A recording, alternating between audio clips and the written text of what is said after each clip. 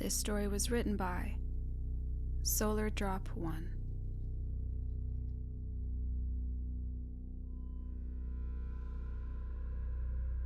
Family photos were a rare and bittersweet ritual during my childhood.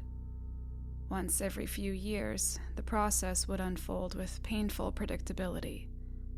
We'd cram into our car, itchy wool sweaters and forced smiles in tow. The photo studio itself felt like a fluorescent-lit interrogation room, where my mom would fuss over our hair, the acrid scent of hairspray hanging heavy in the air. Those portraits, stiff and awkward, captured none of the warmth or authenticity of real life. They were mere snapshots of a moment in time, devoid of any genuine emotion. School pictures were no better. Each year, I'd participate in the joyless ritual of stare, click, back to class, with all the enthusiasm of a mandated flu shot. High school marked a turning point, a time when my sense of identity began to shift. Gone were the forced smiles of childhood portraits. In their place stood an angsty teenager, rebelling against the mundanity of everyday life. Then came Instagram, offering a platform that seemed to demand self-expression. Despite my initial reluctance, my friends dragged me into its orbit, and soon my profile became a meticulously curated gallery of artfully posed selfies. Head tilted at just the right angle, eyes fixed on some unseen horizon. Each photo was a testament to the "I'm so cool" persona I was desperate to project. These staged snapshots, so different from the stifling family portraits of my youth, came to define my online presence throughout high school, creating a carefully crafted digital mask that concealed my true self beneath layers of filters and feigned nonchalance. My first job after high school was meant to be a temporary moneymaker, yet it ironically hurled me headlong into the heart of a bustling photo lab. The pungent scent of developing solution permeated the air, clinging to my clothes like a stubborn shadow, seeping into my very pores. Harsh fluorescent lights bathed the room in a clinical glow, illuminating the conveyor belt of discarded memories as it trundled along. Lopsided birthday cakes captured in grainy stillness, chaotic family gatherings frozen in time, and the all-too-familiar forced grins of school portraits, each one a poignant reminder of my own awkward adolescence. In this dimly lit corner of the world, I bore witness to the fragile remnants of lives lived, loves lost, and laughter shared, all preserved in fleeting moments that seemed to dance along the edge of obscurity. The work itself was about as thrilling as watching the same movie for the 100th time. I'd punch in, submerge film canisters into their chemical baths, and battle the incessant temptation to scream my frustration into the abyss. The monotony was punctuated only by the sweet symphony of the closing bell, a beacon of relief in the desolate landscape of my workday. A few months into the job, our manager announced a new idea to offer customers personalized profile picture printouts. As she explained the details, she revealed that one of us would need to be the sample model for the promotional shots. My stomach nodded at the idea.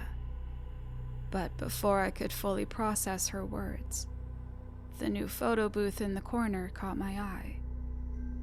It loomed like a judgment stand, its harsh lights bleaching the life out of everything they touched.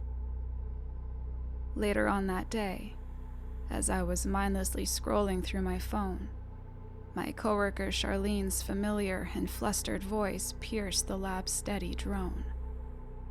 "Hey, you have a nice smile," Charlene chirped, a hint of desperation in her voice. Mind being our sample profile picture model? Despite the urge to decline, I found myself nodding in reluctant agreement. The weight of expectation pressed down on me as I followed Charlene toward the photo booth, the metallic tang of developing chemicals mingling with the sterile scent of electronics in the air.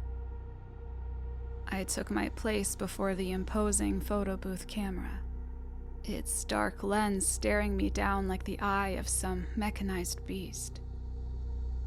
I'd never considered myself photogenic, and the prospect of being the lab sample model filled me with anxiety. "Say cheese," Charlene exclaimed.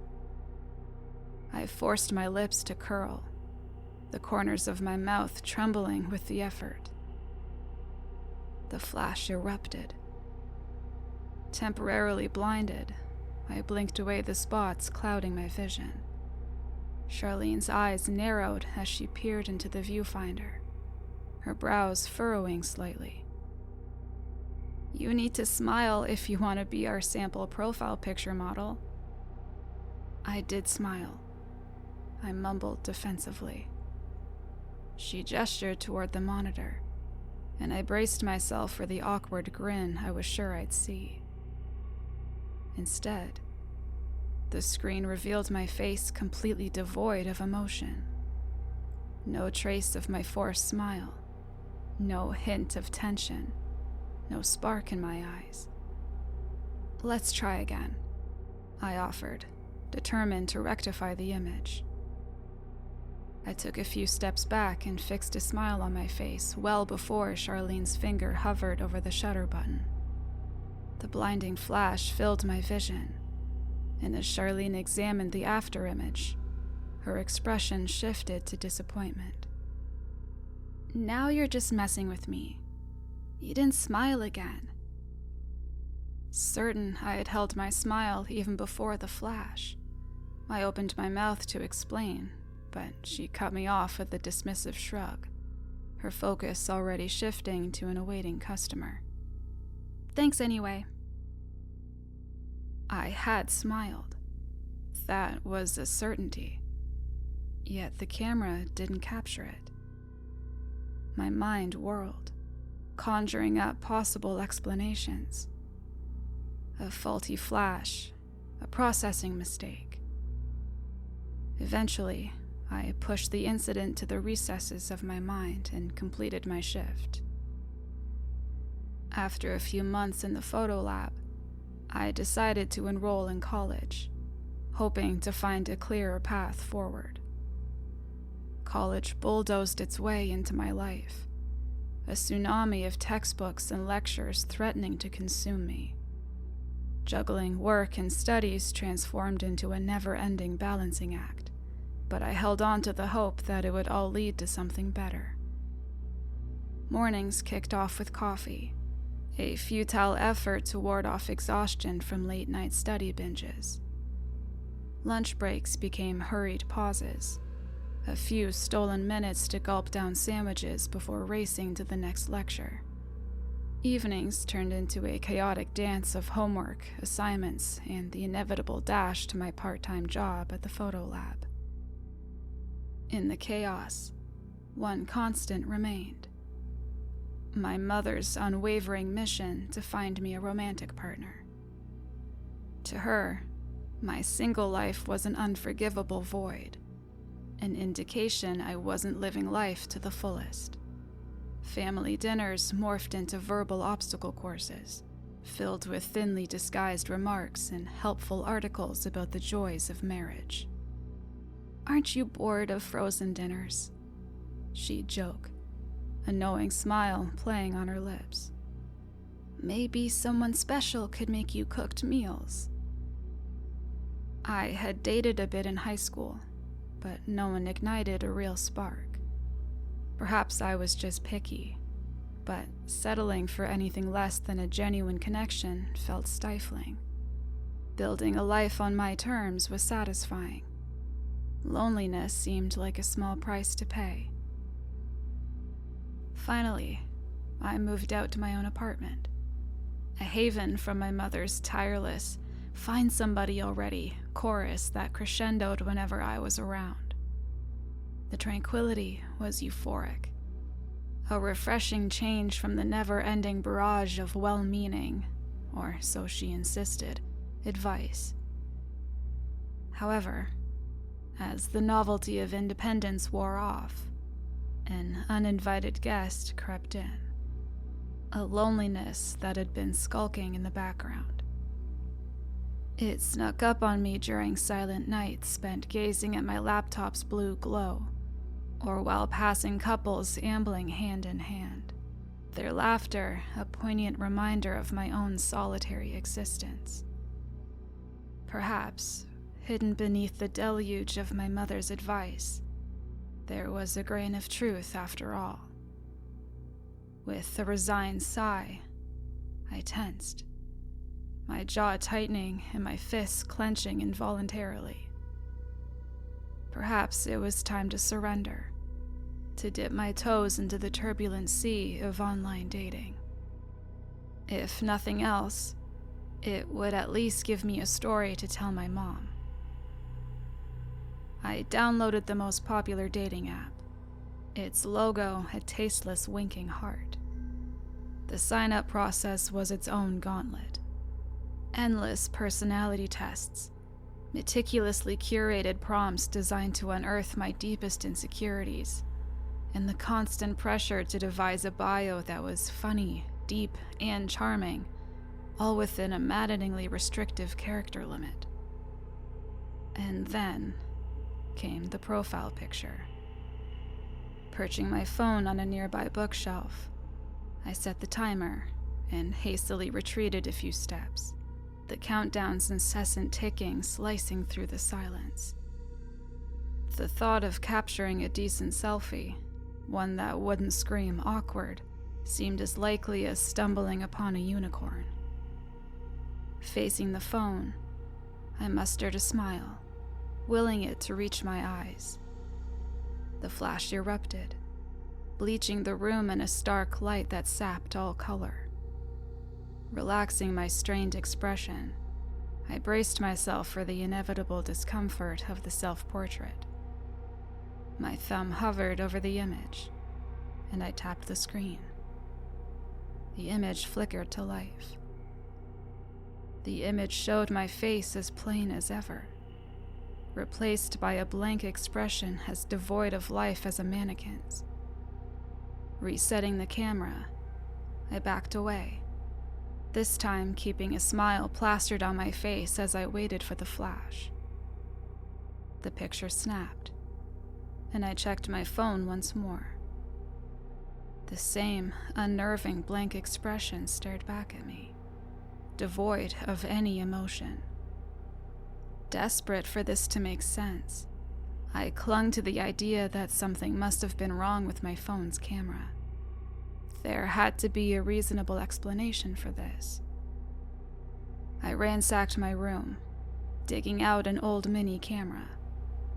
I set the timer and positioned myself in front of the lens, forcing a smile. The camera clicked, its sharp sound echoing through my quiet apartment. As I approached the camera, my heart pounded, every step laden with anxiety. The screen confirmed my worst fears. I was a vacant shell, expressionless. But for the first time, I noticed something different. At the frame's edge, barely noticeable, was a shadow. It was vague, its shape blurry and undefined. I reset the camera and snapped another photo, making my face into an exaggerated grin. The image appeared, and my breath hitched. My face remained expressionless, but the shadow had expanded. It was no longer a faint smudge. It appeared to writhe and pulse at the edge of the frame. Panic surged through me, hot and stifling. I clumsily handled the camera, snapping yet another photo with a forced smile on my face in a frantic bid to make sense of what was happening. As I turned the screen to view the image, I nearly dropped the camera from what I was seeing. In place of the blank expression that had plagued my previous photographs, I was confronted with an image of myself standing there, my face contorted in sheer terror. The smile I had on my face when I snapped the photo had been replaced by a grotesque grimace, the corners of my mouth stretched unnaturally wide.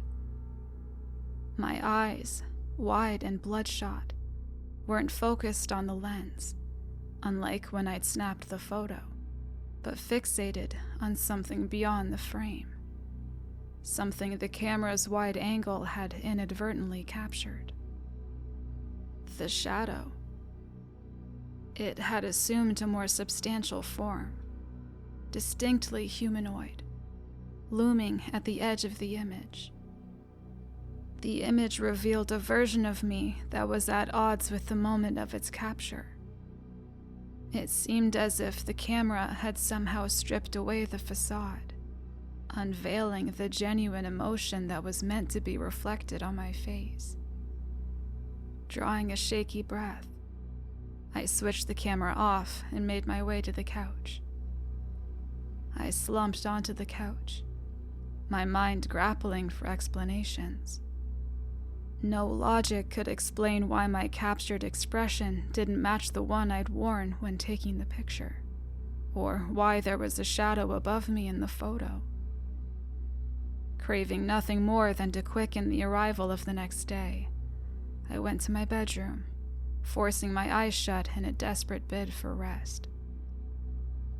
At around 2 a.m., something woke me from my uneasy slumber. My eyes snapped open, straining to adapt to the darkness enveloping the room. The quiet was broken only by my ragged breaths.